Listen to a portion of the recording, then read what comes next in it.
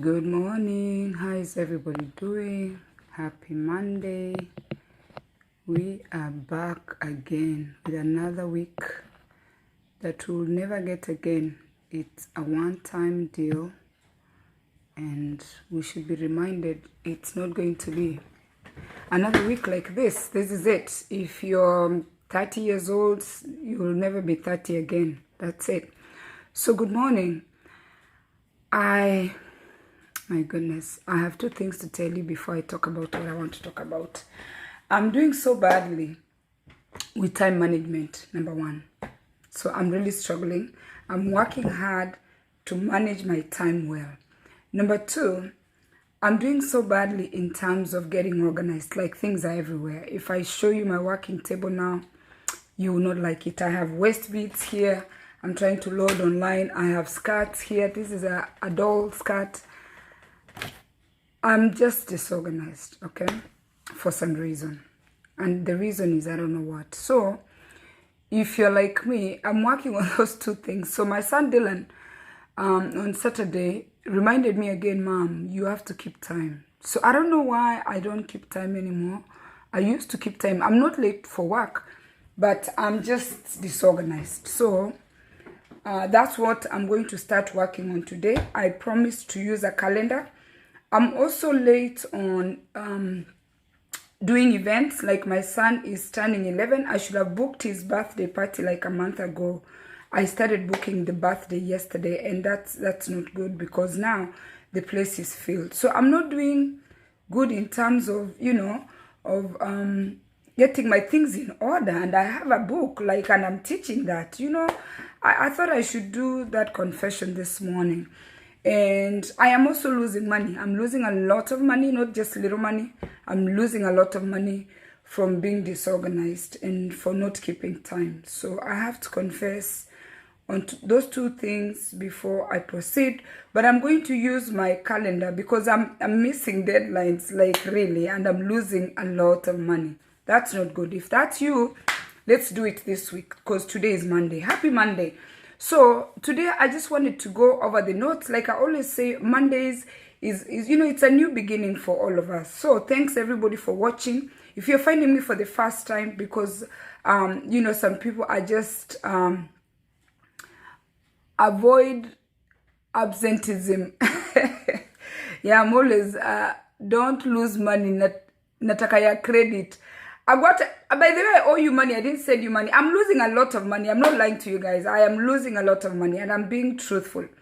So today is Monday. So we set those goals, things that we want to talk about, things that we want to set for the week. I've already told you things I'm working on this week. And then there's another thing I'm doing. I'm doing too much. I have chicken. I have a garden. I have a business. I have a job. I'm a mom. I need to clean my house. I have so much. But you know what? I think I can achieve everything I want to do if I get organized. So this past weekend, my niece graduated from NYU with a master's degree, and I had an opportunity to be with my family. It was so refreshing.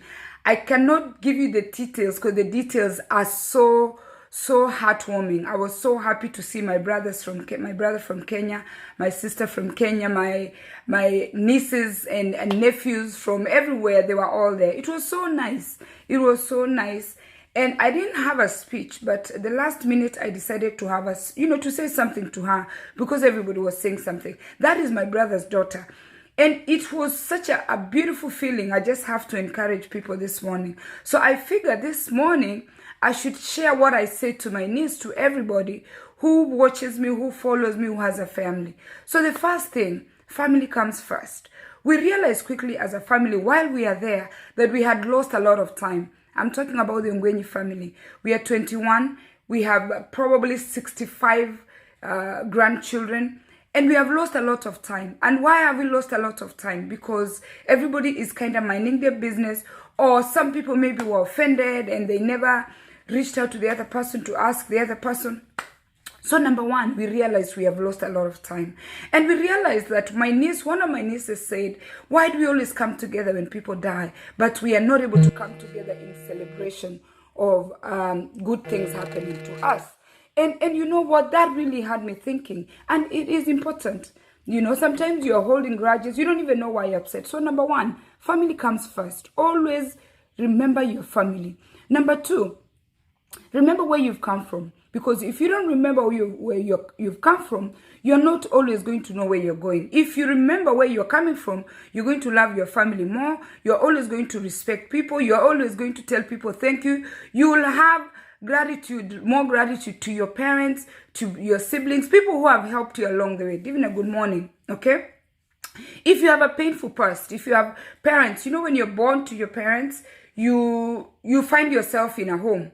And sometimes the things the parents do to us hurt our feelings. Like around age 13, we start doing things, and the parents want to correct us, and you end up having a miscommunication or resentment towards your parents. So mend that past. Do not hold on to that past, because you know what? It's going to hold you. It's going to depress you. Mend the past. Forgive people. Ask for forgiveness, because you know what? If you don't do that, you're carrying a whole baggage in your head. If you're not able to get peace with your parents, or if they're not able to reconcile with you, seek professional help. Seek professional help and get a counselor or talk to someone. We have Kenyan counselors. If you want a Kenyan counselor, please inbox me. If you're in America, there are so many. You can go online and get a therapist, okay? Doctors and surgeons are trained, nurses, all professionals are trained to do whatever we need to do for treatment. They open you, they cut you, they deliver the babies. But mental health is being neglected. Get help. There are people who have gone to school who will talk to you to get your mental health status together. As we speak right now, we lost a relative in Texas. He allegedly committed suicide. He killed himself. An older man that was doing so well. People loved him. He took his life. Believe me, when you get to a point when you take your life, you have no control over that. The guy was fine. His cousins are telling me everything was fine. He's like their community leader. He literally took his life in Texas, and that's it. He has no control over that, especially men. Men seem to kill themselves a little more than women. Why? Because men don't share their problems. Men, I'm encouraging you this morning. Forgive people who hurt you. If you need professional help, seek help. And this Friday, we want to start powering a talk with my husband, another therapist, not just me. He's going to talk to men. Men, you need to open up. It's okay. Call your mother. Call your sister. Call that one girlfriend you even have a crush on. You know, there is that girl you like, but she is married. You know, there's that one girl you like, but she's engaged. There's that one girl you like. Just call her. She'll pick your phone. And remind her you like her. It's okay. She's not going to tell anyone. Just tell her, Penny, I like you, I know you're married, but you know what? Do you have a minute to listen to me? That one woman, your cousin, talk to a female man. Don't take your life. The next thing is invest in good relationships. So when you're down, you're able to call somebody. Because when you're depressed, there are days you're feeling down. Even me, there are days I'm just tired because I'm going through so much with my children. I'm going through so much at work. There are times you don't just feel like it. As women, we have good relationships. We always have people to talk to. Invest in good relationships. Join a community. If people are barbecuing, go. If there's a church, whatever, go. Be a part of a community. You know what happens when you're part of the community? You increase your network. Because your network is your net worth. The more people you know, the more your life becomes easy. Okay? So go to church. Go to a funeral. Even funerals are very good. People don't just cry on funerals. They network. Go do something. Just don't sit in that one place. Increase your network. Because you don't want to keep dealing with the same people, your cousins, your relatives, your sisters, your brothers. Your own family members are so annoying. Your own family members are the ones that hurt you the most. So spring from your family, spring to church, spring to the community, spring to a gym, spring somewhere, spring to a barbecue, and create new friends. This weekend we went for a barbecue, for a dinner for my son to go to college in Delaware. And while we were there, parents and children, by the time my son was coming in the car, he was like smiling. He said, "Mom, I met a new friend." Huh? Did you take her number? Yes. Oh, they met. We ate. Don't just stay in the house by yourself. Because some people, you need to cut them off. You cannot cut people off when you don't have new ones. You have to empty and add. Empty and add, okay? So be a part of the community.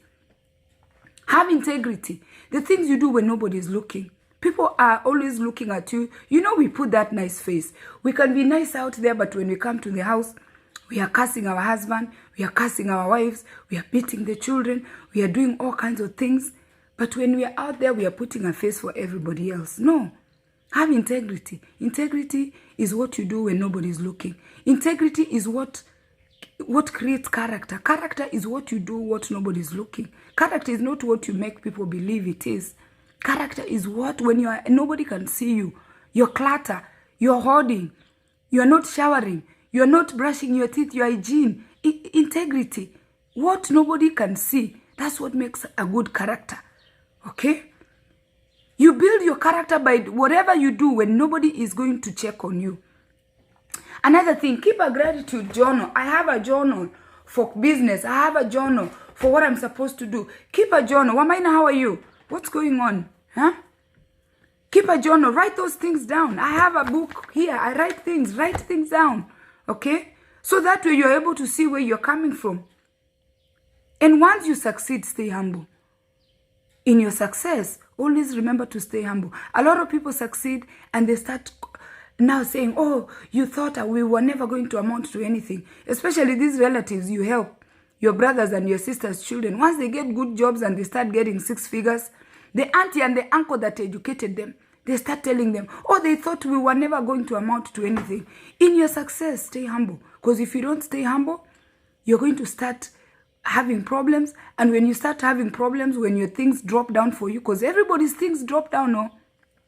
There's nobody who graphs his thing like this. We go like this and we go down. So if you're like this and you're saying they thought, oh, we were never going to amount to anything because now you have this job. Okay, you can have a good job. What about if you fell sick?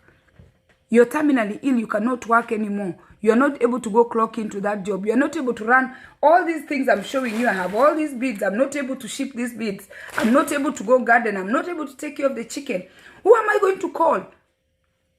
Stay humble in your success. Because when you're successful, that's when you know who you are, your true character. When you have everything, you don't need financial help. You don't need emotional help. In your success, stay humble.